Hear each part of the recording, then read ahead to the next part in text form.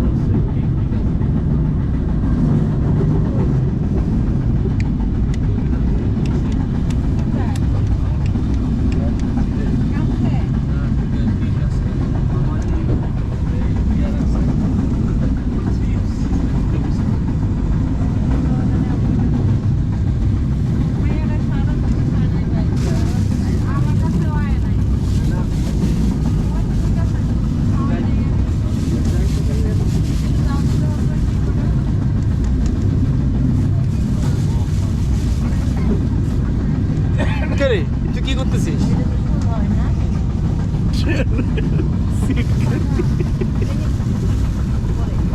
আটকে গেছে এটা।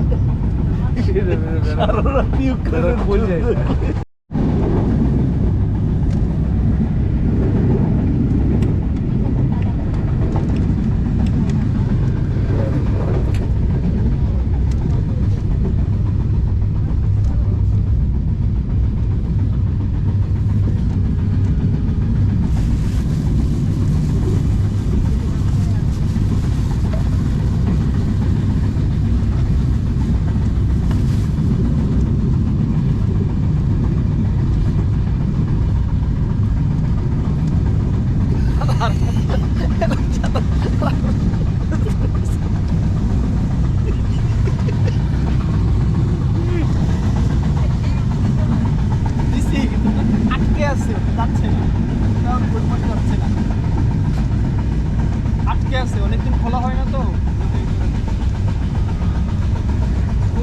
আটকে আছে তো।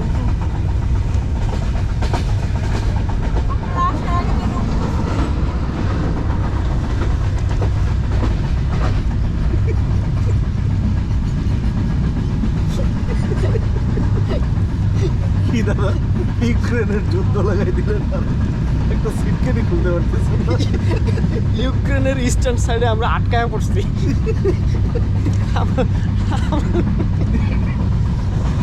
বোমা বোমা মারতে হবে তো, বোমা আছে যথেষ্ট পরিমাণে, কিন্তু মারতে পারতেছি না।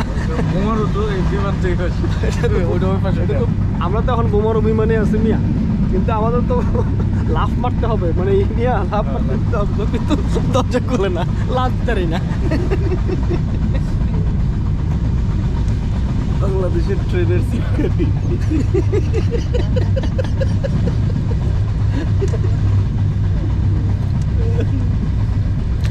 সূর্যটা দেখছে শ্রীরাম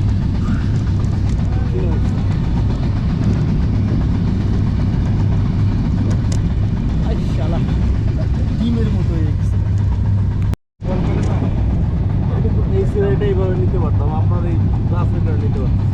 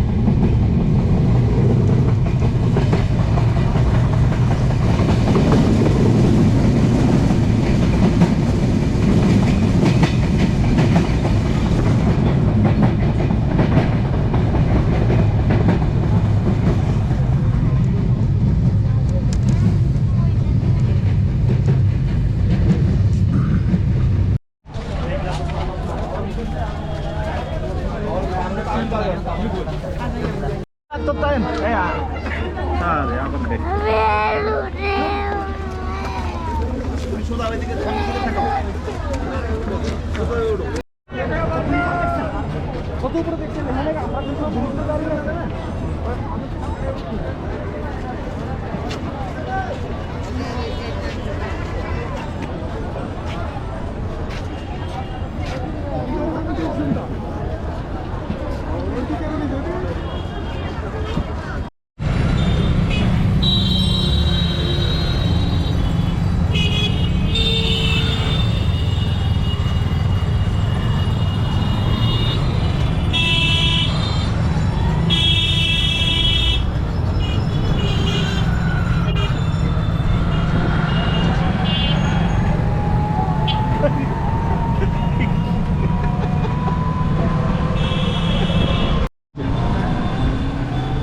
ঈদগাহ জাতীয় ঈদগাহ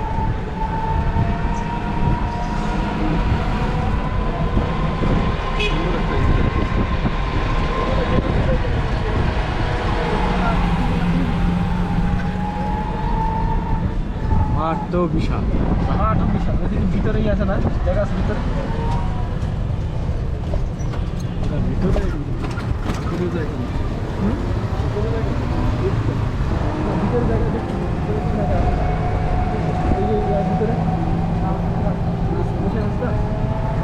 কোর্ট দিনাজপুর কোর্ট।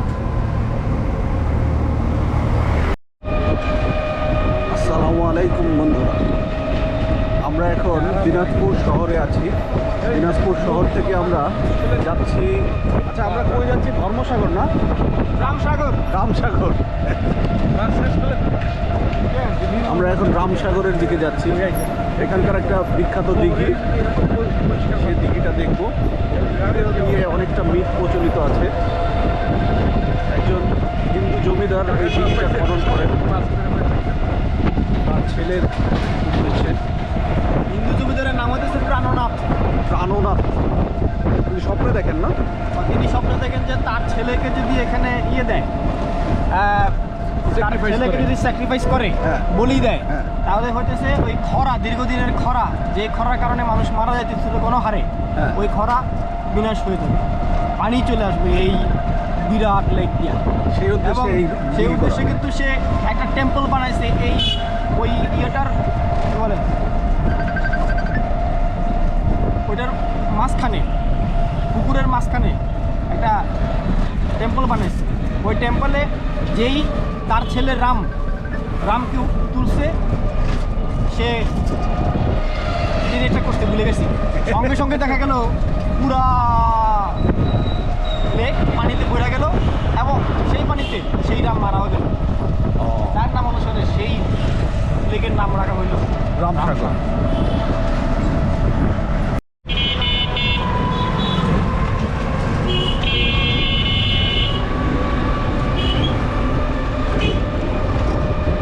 সবগুলোই ধানের মানে অটোরাইস মিল, ধানের বন্দোবস্ত।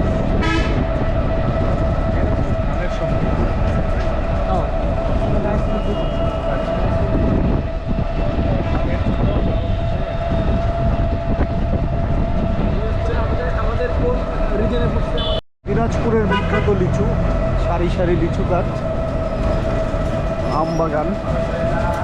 হয়তো আমরা লিচুর সময় আসলে এই লিচুগুলো দেখতে পারতাম। প্রতিটা বাড়ির সামনেই কয়েকটা লিচু গাছ থাকবেই, লিচুর ফুল আসছে।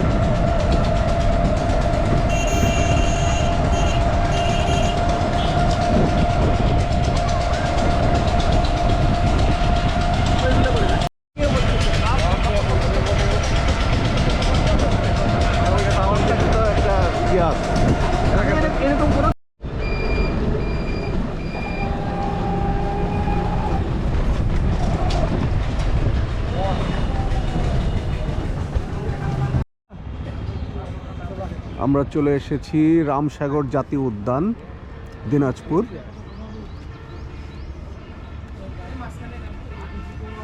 এখানে ঢুকতে প্রবেশ ফি প্রত্যেকের জন্য 20 টাকা, বাচ্চাদের জন্য 10 টাকা করে।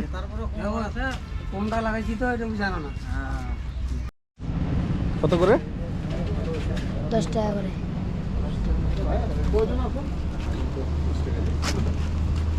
কি 20 টাকা করে টিকিট।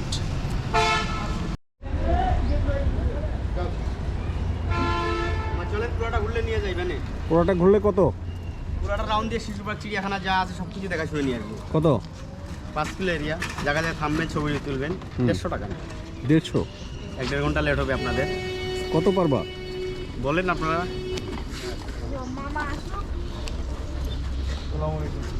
50 টাকায় পারবা না?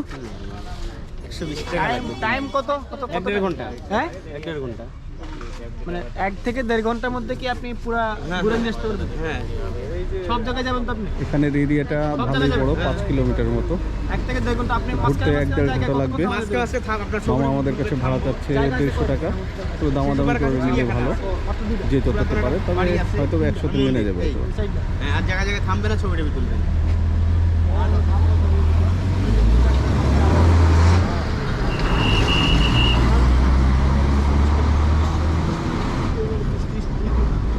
বললাম তো পুরোটা রাউন্ড 5.5 কিলো। পুরোটা রাউন্ড দেখাই আপনার সব কিছু দেখাই নিয়ে আসবো। 150 টাকা ভাড়া নিগেল মামা, আপনি 120 টাকা দিন যাওয়ার জন্য বলছি আপনাদের কাছে। মামা 20 টাকা দিয়ে আপনার লেট হবে, এরিয়াটা দেখে তারপর যে বলিয়েন। 20 টাকা চাইছেন? 100 টাকা নিগেল ভাড়া 150 টাকা মামা। এই লিগ্যাল আমরা একটা ভ্যান দিয়েছি, এটা আমাদের একটু ঘোরাবে। 120 টাকায় ঠিক করেছি। আপনারা যারা আসবেন দামাদামি করে নেবেন, এক এক সময় এক এক টাকা, তবে শুক্রবার একটু বেশি হয় স্বাভাবিক। কলিগ মিলে আসছে আজকে, এই যে সকালে এসে পৌঁছে এখন রামসাগরে আছি। এই ট্রেন ছিল রাত্রে, রাত্রে 10টার দিকে, 10টা-11টার দিকে, 10টার দিকে ট্রেনটা একটু দেরি করছে আর কি। হ্যাঁ, ট্রেনটা একটু ভালো দেরি করছে আর কি। আচ্ছা ঠিক আছে ভাই, থ্যাংক ইউ। থ্যাংক ইউ ভাই। ওকে, ঢাকা আসলে দেখা হবে। আল্লাহ হাফেজ।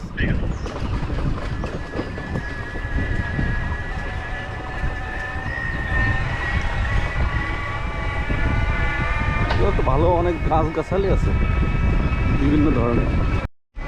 এটাই সেই দিক, বুঝছো?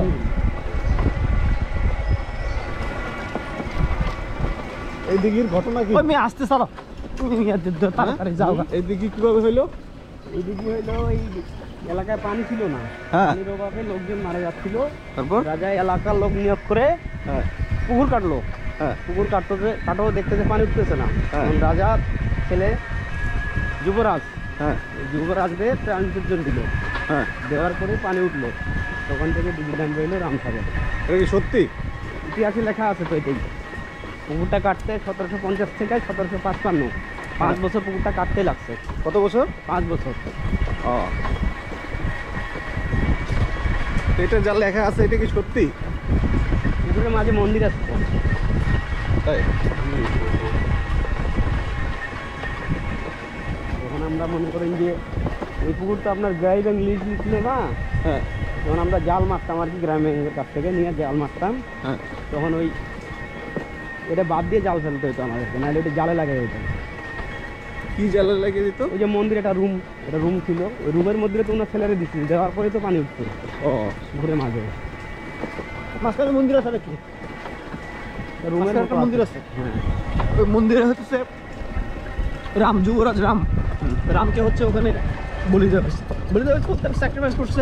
ওরা না দিলে তো মানুষজন মারা যাচ্ছে সেখানে। ও, এটা কি মন্দির? রামসাগর সরস্বতী দুর্গা মন্দির, স্থাপিত 1755। এটা দুর্গা পুজো হয়? সদর। হয়, হ্যাঁ, হয়, দুর্গা পুজো হয়। হ্যাঁ। তা মন্দির, এই মন্দিরে কি উৎসর্গ করা হয়েছে তার ছেলেকে নাকি না, এই পানির মধ্যে? পানির মধ্যে। পানির মধ্যে? এটা দেখা যায় না নাকি? না না, এটা দেখা যায় না। এমনি পানি কমলে উঠে এটা? না, কোনো সময় পানি কমে না?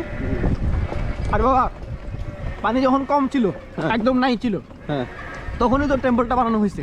হুম, তো ওই টেম্পলটা তো নিচেই থাকবে স্বাভাবিক। হ্যাঁ, ও তার চিন্তা করে না যে পানি অনেক পানি থাকবে, তারপর টেম্পলটা অনেক উপরে উঠবে, সেরকম চিন্তা সে আগে করে না। এখনো তুই হারার পর না আবার আমার ভিডিও করে করে এখনো পানি আপনার 25 ফিট জায়গায় 30 ফিট এখনো পানি, 25 ফিট। দাদু জান তো এখানে তেমন কিছু পাবেন না, এই যে গাভী দুধের চা হ্যাঁ গাভীর দুধের চা কোথায় এটা সামনে পাবো না? গাভীর দুধের চা হয় এটা। আর এমনি এলাকার পিঠা টিঠা বিখ্যাত কিছু নাই? এটা বাইরে বাইরে বাইরে বা ইয়া কি বলে মিষ্টি বাইরে বাইরে না? ফল কোনো ফল যেগুলো অন্যদিকে খুব কম হয় এখানে হয়? বাইরে বাইরে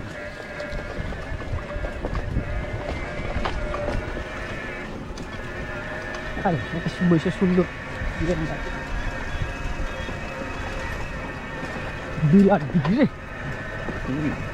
করে তবে আমার একটা প্রশ্ন আছে, ওখানে কে ইয়া করতেছে? সাঁতার কাটতেছে? কে? এলাকারই বলা পাই না, সাঁতার এত দূর সাঁতরে চলে আসে। গভীরতা কেমন? 30 ফিট বাবা 30 ফিট গভীর। সাঁতারে চলে আসতেছে। এটা কি প্রতিযোগিতায় নামছে নাকি? না না না, এমনি ও পুরাটা কিন্তু মানে ইয়া সাঁতার সামনে সাঁতার দিব না, না আসবো চলে আসবো চলে আসতেছে। ওই যে হালকা ইয়া করে করে আসছে। হ্যাঁ পিছ সাঁতার দিব আর কি, রেস্ট নিয়ে নিয়ে রেস্ট নিয়ে নিয়ে যাবো, কারণ এটা সম্ভব না, এটা কম নাকি, 1/2 কিলোমিটার হবে। 1/2 কিলোমিটার তো হবেই। এখন সে মাঝখানে আছে, মাঝখানে না একটু এদিকে চলে গেছে।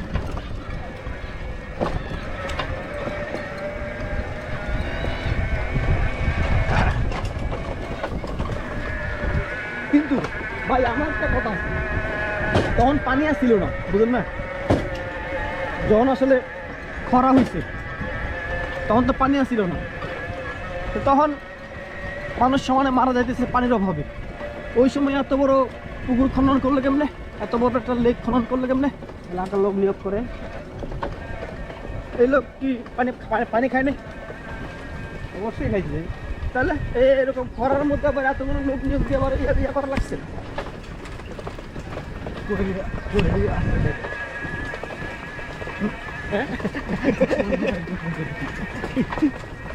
কোয়ারির জবাব যখন না দেবে বিল পাস হবে না, এটা স্যাংশন হবে, এটা ম্যানেজমেন্টের কাছে পাঠাতে হবে।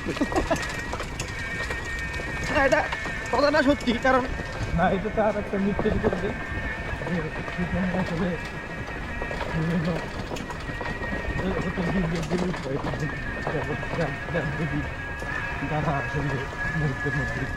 হ্যাঁ জিন বুধ এটা তৈরি করছে।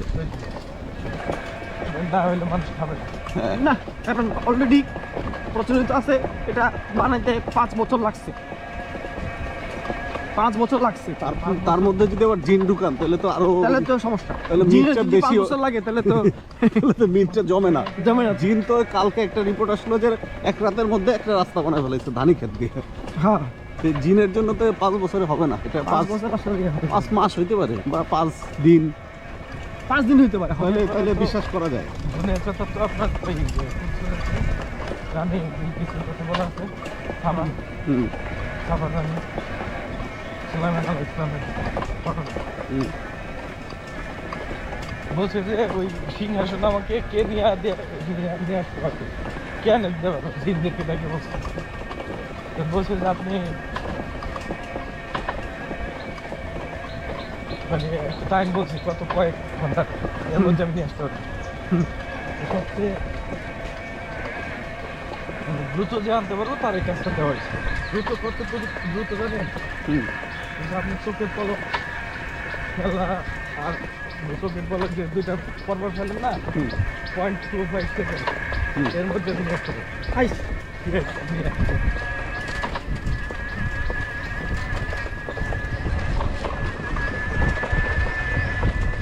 রোডগুলো কিন্তু দেখতে খুব সুন্দর না?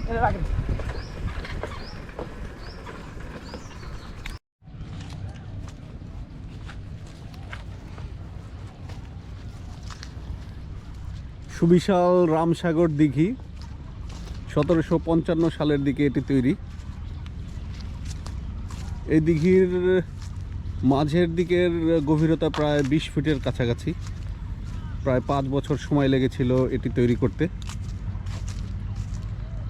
প্রাণনাথ নামক এক জমিদার, হিন্দু জমিদার এটা করেছিলেন এই এলাকার পানি সমস্যার সমাধানের জন্য। এ নিয়ে অনেকটা মিথ প্রচলিত আছে। এই দিঘির মাঝেও একটা মন্দির রয়েছে, যে মন্দিরটা কোনো সময় দেখা যায় না, পানি বেশি কমে না, যতটুকু কমে তাতে সে মন্দিরটি দেখা যায় না। সে মন্দিরটা নিয়ে একটা মিথ প্রচলিত আছে যে এখানে এটা খননের পরেও পানি আসছিল না, তারপরে তিনি স্বপ্নে দেখেন তার ছেলেকে উৎসর্গের জন্য। পরে সেই দিঘির মাঝখানে যে মন্দিরটি তৈরি করা হয়, সেই মন্দিরে তার ছেলেকে যখন উৎসর্গ করা হয়, তারপর থেকে এখানে এই রামসাগর দিঘিতে পানি আসে। এর জন্যই এই দিঘিটির নাম রামসাগর দিঘি।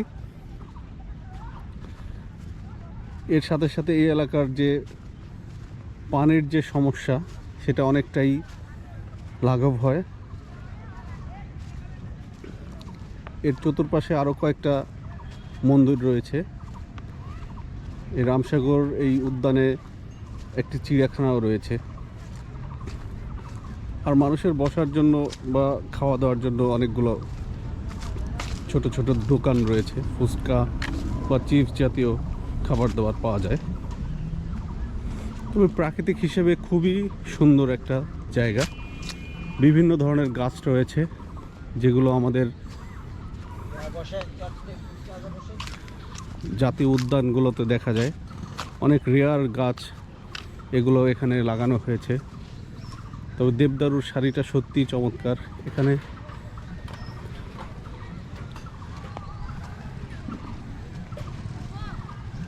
অনেকেই গাড়ি নিয়ে চলে আসছেন ভিতরে। বিভিন্ন স্কুল কলেজ এর ছাত্রছাত্রীরা, এছাড়াও অনেকে অটো নিয়েও চলে আসতে পারেন, তবে অনুমতির দরকার হয়।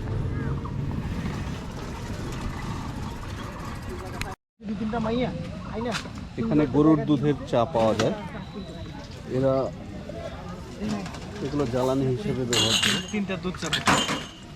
খাঁটি গরুর দুধ, তার চাটা এখানে পাওয়া যায়। এটা এখানকার বিখ্যাত। ও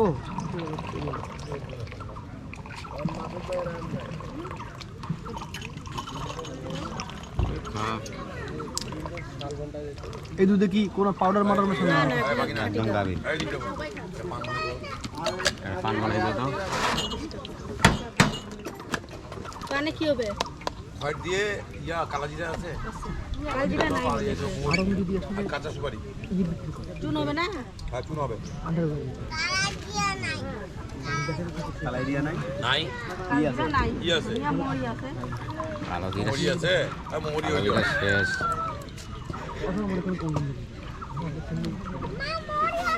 এদের চা বানানোর মধ্যে একটা আর্টিস্টিক বিষয় রয়েছে, সত্যি চমৎকার। হালকা করে অল্প করে কিছু চায়ের পাতি দিয়ে তার সাথে আস্তে আস্তে চায়ের মিশ্রণটা নিচে দিয়ে দিচ্ছে।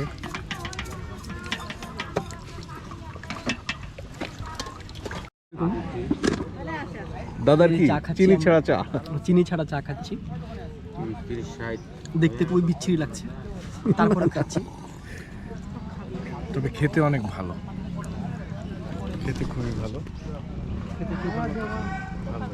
আমার মনে হচ্ছে তো খারাপ সামনে জীবনে দেখি। লাল জানা দাদা চাটা কিন্তু গরম দুধের না। পাস করছে। আমি আরেক কাপ খেয়ে দেবো। এটা খাবো হচ্ছে পি শঙ্করের পক্ষ থেকে। পি শঙ্কর বলে যে জাহাঙ্গীরনগর গেছিলেন কখনো? কি সংকটটা কি?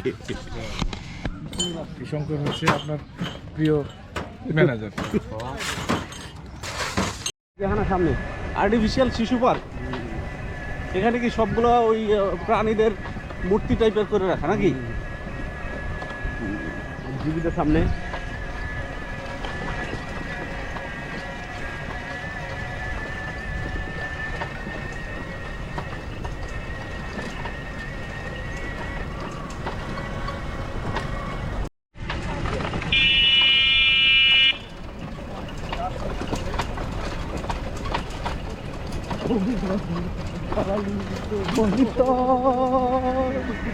সিরাজগঞ্জের কুড়া, দিনাজপুরের এরকম কোনো গান নয়। তো এই রোডটা সুন্দর আসতেছে, বুঝছো? এই যে এই গাছগুলোর কারণে, দুই পাশের গাছের কারণে এটা অনেক সুন্দর। এই পাশ দিকে যাক, চিড়িয়াখানায় এই পাশ দিয়ে চিড়িয়াখানায় যাবো না? সামনে দিয়ে সামনে দিয়ে যাবেন, তাই যাবেন, চলে আসবেন। ভ্যান তো যাবে না। চিড়িয়াখানায় কি কি আছে? হরিণ আছে, অজগর সাপ আছে, বানর আছে। বানরও আছে। দেখে চলে আসুন যান। চিড়িয়াখানায় কি ঢুকতে টাকা লাগে? না না, টাকা না বাবা, বাদাম নিয়ে যান একটু। এই যে সাগরের ইতিহাসটা এখানে লেখা আছে। সব হাত খাই খাবে। দিঘির নাম রামসাগর, খনন করেন রাজা রামনাথ।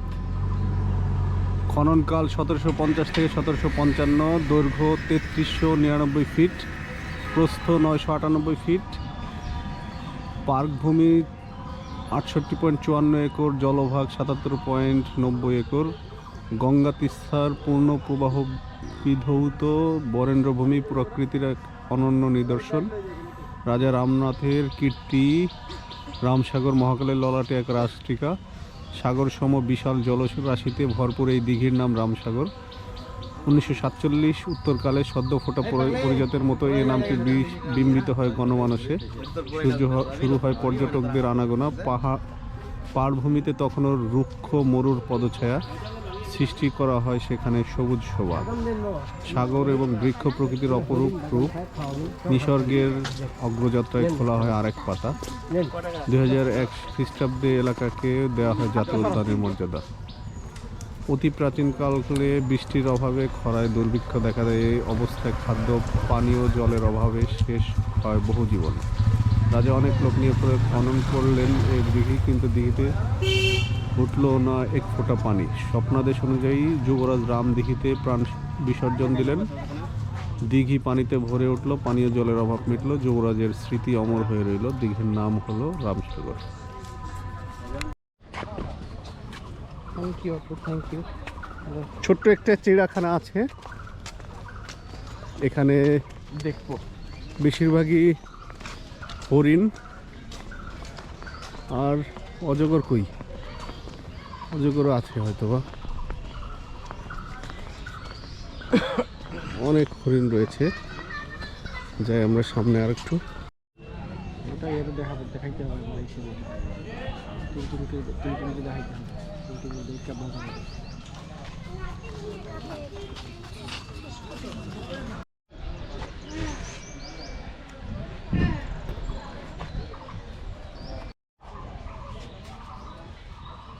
ভাই তোর তো ভয় লাগে, তুই যে শীত করে উঠোস।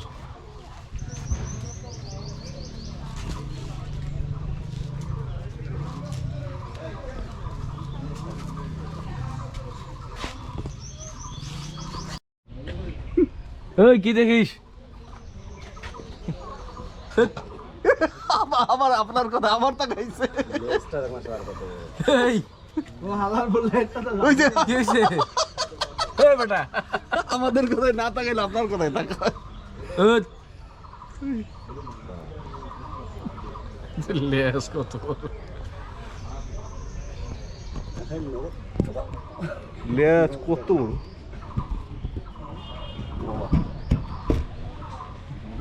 নিয়ে না দৌড় দেয়। আবার আপনার কথা বুঝে না।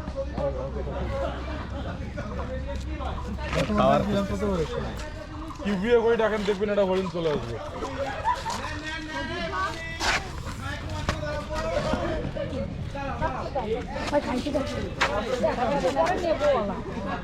একটা খাবার দিতে হবে, নইলে তো তো আসলো ধোকা খাইতেছে। পড়লাম আমি কলকাতার উপর। এই যে পড়ে গেল, জ্যাকেটটা পরে গেল, দেখেন জ্যাকেটটা কি হলো। কই ডানা ভাইঙ্গা, ডানা ভাইঙ্গা পড়ে গেছে, দেখেন ডানা ভাইঙ্গা পড়লাম আমি কলকাতার উপর। মহিলা মানুষের যে আধা ছোট জ্ঞান বুদ্ধিও নাই। ঘরের পথে পথে রাতের দুপুরে মরমিয়া হাতিয়ালি আমার গলায় ফুল আমায় চেনোনি তোমরা, আমায় চেনোনি তোমরা, আমায় চেনোনি। ডানা ভাঙ্গা পড়লাম আমি কলকাতার উপর।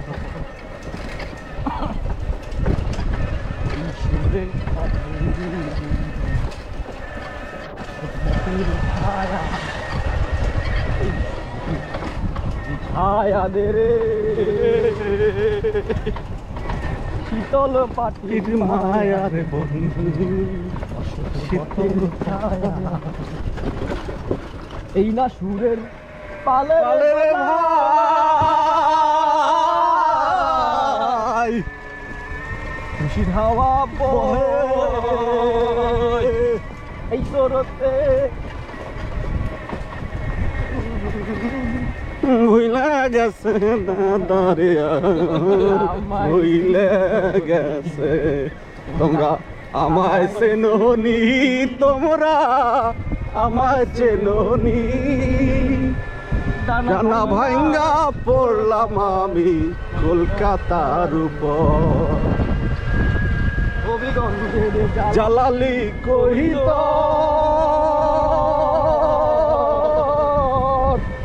সুনামগঞ্জের কুড়া, সুরমা নদীর গাঙ্গিলাম শুনলে দিচ্ছি পুরা।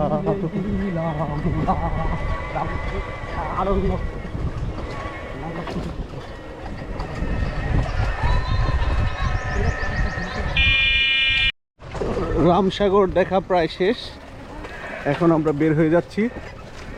আজকে আমাদের এখানেই সমাপ্তি।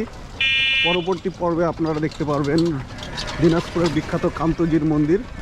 সে পর্যন্ত এখানেই বিদায়। ওই যে পুরাতন বিল্ডিংটা। আসসালামু আলাইকুম, কেমন আছেন বন্ধুরা? এখন আমরা যাচ্ছি কান্তজির মন্দিরে। এখন আমরা আছি কান্তনগরে, আর অল্প কিছুক্ষণের মধ্যে আমরা কান্তজির মন্দিরে চলে যাব। সাথেই থাকুন।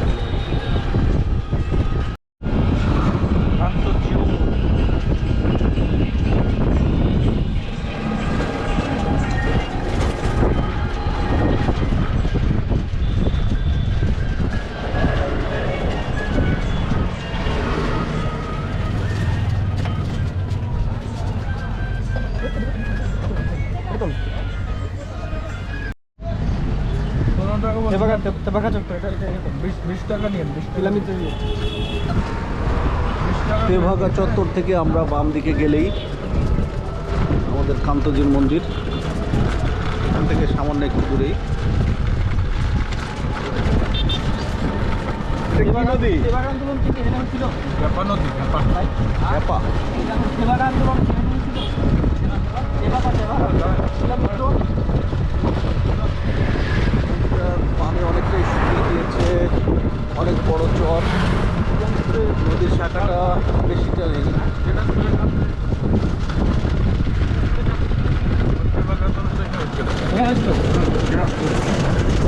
শিবু মাটি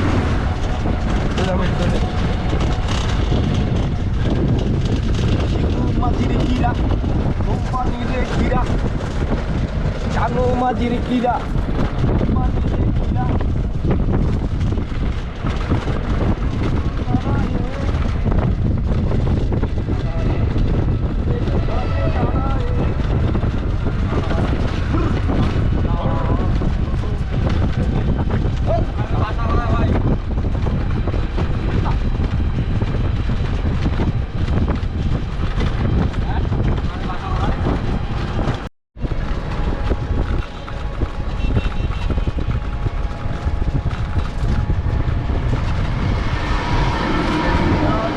হুল হুল জমিদারের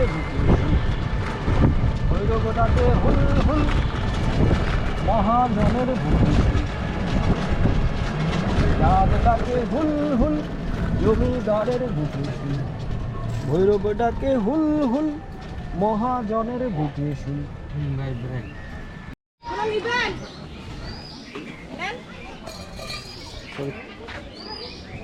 কি নেবো বলো তো, কি নেবো?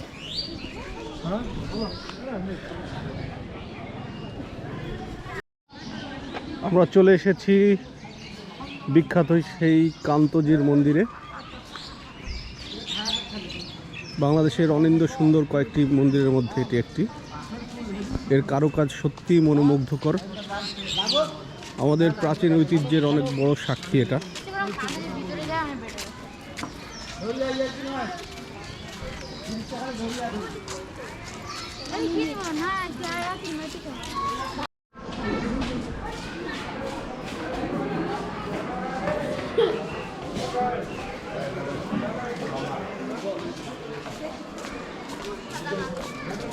ওয়াও,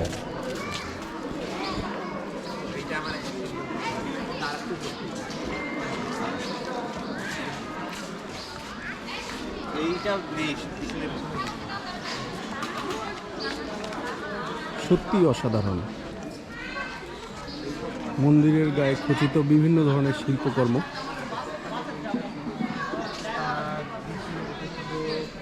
বিভিন্ন রাজাদের বিভিন্ন যুদ্ধ, বিভিন্ন শিল্পকলা, ঘোড়া, হাতির পিঠে রাজা এবং তার বিভিন্ন সৈন্য সম্পদ সব নিয়ে এদের কারুকার্য ছিল। এখানে লেখা আছে কান্তনগর মন্দির, দিনাজপুর জেলা। দিনাজপুর জেলার কান্তনগর মন্দির উপমহাদেশের মন্দির স্থাপত্যের একটি অপূর্ব নিদর্শন। দিনাজপুরের প্রখ্যাত জমিদার মহারাজা প্রাণনাথ ও তদ্বীয় পোষ্যপুত্র রামনাথ 1704 থেকে 1752 খ্রিস্টাব্দে এ মন্দির নির্মাণ করেন। 50 ফুট বর্গাকৃতির ত্রিতল বিশিষ্ট ইটের তৈরি এই মন্দিরটি একটি উঁচু মঞ্চের উপর নির্মিত। এটি একটি নবরত্ন মন্দির। মন্দিরের নিচতলার ছাদ ও দ্বিতলের ছাদের 4 কোণে 4টি করে 8টি অলঙ্কৃত চূড়া ও রত্ন এবং ত্রিতলের ছাদের মধ্যস্থলে আছে বৃহৎ আকারের কেন্দ্রীয় চূড়ার ধ্বংসাবশেষ। মন্দিরের সম্পূর্ণ বহির্গতি পোড়ামাটির উৎকৃষ্ট ফলকচিত্রের অলঙ্করণে সুশোভিত। সমস্ত ফলকচিত্র উদ্ভিদ প্রাণীকুলের জ্যামিতিক নকশা রামনাথ কি লেখা আছে রামায়ণ ও মহাভারতের পৌরাণিক দৃশ্যাবলী এবং তদানীন্তন সামাজিক ও অবসর বিনোদনের চমৎকার দৃশ্য খণ্ডিত রয়েছে। মন্দিরের নিচতলায় গর্ভগৃহে কান্তজির বিগ্রহ স্থাপিত। 1960 ইংরেজি সালে কান্তনগর মন্দির সরকার কর্তৃক সংরক্ষিত প্রাচীন কীর্তি হিসেবে ঘোষণা করা হয়। এরপর থেকে প্রত্নতত্ত্ব বিভাগ এর অত্যাবশ্যকীয় সংস্কার ও পরিমার্জন সম্পাদন করেছে। চলুন আমরা মন্দিরটা একটু চতুর্দিকে ঘুরে দেখে আসি। মন্দিরের নিচ থেকে একদম উপর পর্যন্ত প্রত্যেকটা পিলারের সাথেই বিভিন্ন ধরনের কারুকার্যের সংমিশ্রণ রয়েছে। এর কারুকার্যই এই মন্দিরের সবচেয়ে বড় ভূষণ। রামায়ণ এবং মহাভারতের বিভিন্ন যুদ্ধ বিগ্রহের ইতিহাস হয়তোবা তারা ফুটিয়ে তুলতে চেয়েছেন, সেভাবেই এর সৃষ্টি।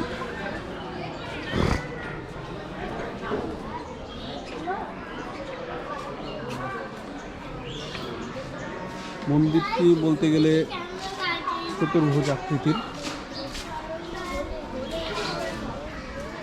4 কোণা বিশিষ্ট চতুর্ভুজ আকৃতির, প্রত্যেকটা দিকেই প্রায় সমান দূরত্বের বা সমান পরিমাপের।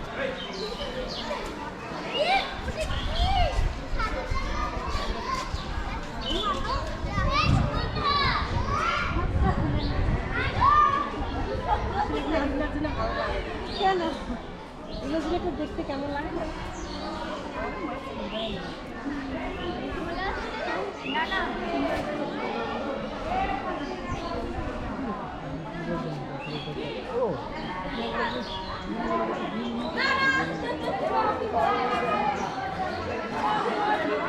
চতুর্ভুজ আকৃতির এই মন্দিরটি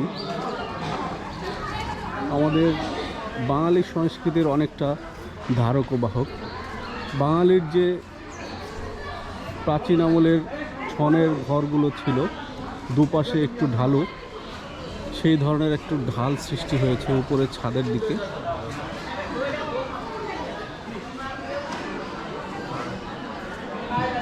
বাঙালির প্রাচীন নিদর্শনের মধ্যে এই মন্দিরটি অনেক বড় একটা স্বাক্ষর রেখে আসছে। বলতে গেলে দিনাজপুরের এই অঞ্চলে রাজা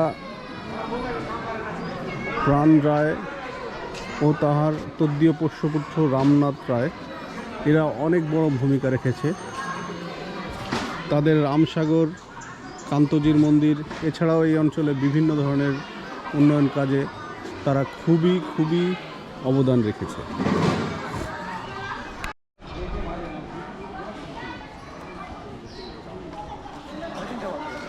মন্দিরটির চতুর্পাশে হিন্দু ধর্মাবলম্বী বিভিন্ন যারা রয়েছেন তাদেরকে এখানে রাখার বা বিভিন্ন যারা তাদের পাদ্রী বা তাদের সাধু সন্ন্যাসী যারা আছে তারা এখানে থাকতে পারে। তাদের এখানে থাকা এবং খাওয়া দাওয়ার ব্যবস্থাও রয়েছে। এখানে শিক্ষামূলকও কিছু বিষয় আছে যা এখানে তারা পালন করে থাকে। চতুর্পাশেই তাদের ভালোই একটা ঘর বাড়ির মতো আছে। এই গাছেও তারা কিছু হয়তোবা মানত করে একটা রশি বেঁধে দেয়।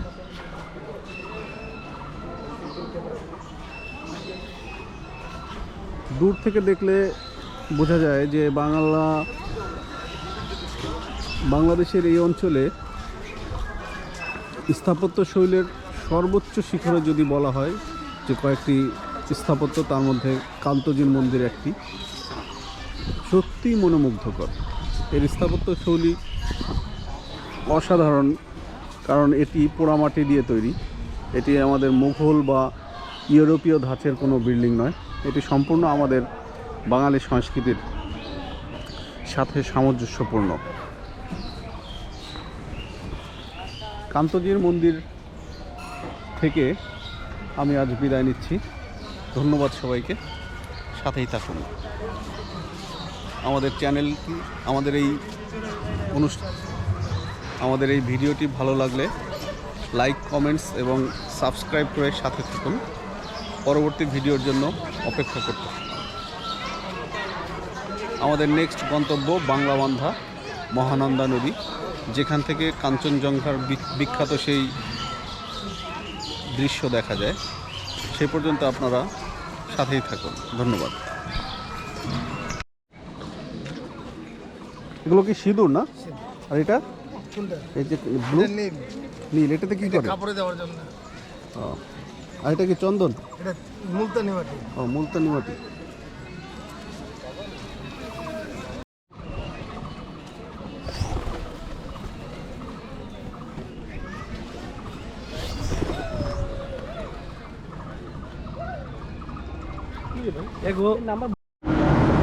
কান্তজির মন্দিরের খুব নিকটেই কান্তনগর প্রত্নতাত্ত্বিক জাদুঘর। এখানে প্রবেশের জন্য 20 টাকা লাগবে। আমরা টিকিট কেটে প্রবেশ করছি। এখানকার বিল্ডিংটার ধরনও বলতে গেলে কান্তজির মন্দিরের যে কারুকাজ তার সাথে একদম সামঞ্জস্যপূর্ণ, ঠিক তেমনই। বিল্ডিংয়ের ধরনটা ওরকমই। কত সুন্দর সর্দার। এগুলো নতুন করে তৈরি করা। কই দাঁড়া, সবাই কই? সবাই গায়ে একমন। এই কারুকাজগুলো ঠিক কান্তজির মন্দিরের অনুরূপে করা।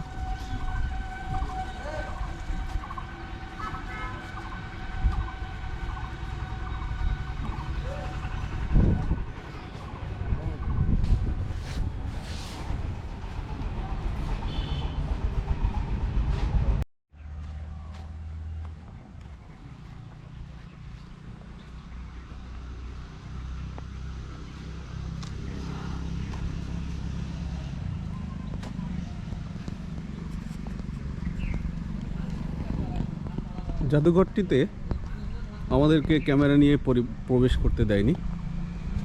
অনেক প্রত্নতাত্ত্বিক নিদর্শন রয়েছে যেগুলো ক্যামেরার ফ্ল্যাশ বা ভিডিও করলে বা কোনো ধরনের বাইরের আলো পেলে সমস্যা হতে পারে, নিদর্শনগুলোর ক্ষতি হতে পারে, এর জন্য আমাদেরকে ক্যামেরা নিয়ে ভিডিও করতে দেয়নি।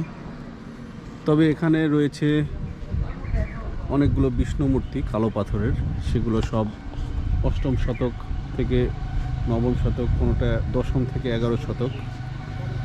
এছাড়াও রয়েছে আমাদের বাঙালির প্রাচীন ঐতিহ্যের ধারক বাহক অনেক বিষয়, যেমন প্রাচীন আমাদের যে মালা, তারপরে ব্যবহার্য বিভিন্ন থালা বাসন, তারপরে আমাদের হিন্দু ধর্মের বিভিন্ন দেবদেবীদের মূর্তি, তাদের গণেশ, সাদা হাতি, বিষ্ণু প্রভৃতি বিভিন্ন ধরনের মূর্তি, বিভিন্ন পশু পাখির বিভিন্ন কারুকাজ সম্পন্ন জিনিসপত্র, বেশিরভাগই রয়েছে কালো পাথরের বিষ্ণু মূর্তি। এছাড়াও আরও অনেক প্রত্নতাত্ত্বিক নিদর্শন এখানে রয়েছে, আপনাদেরকে ভিডিওতে দেখাতে পারলাম না কারণ এখানে ভিডিও করতে দিচ্ছে না, ভিডিও করা নিষেধ ভেতরে।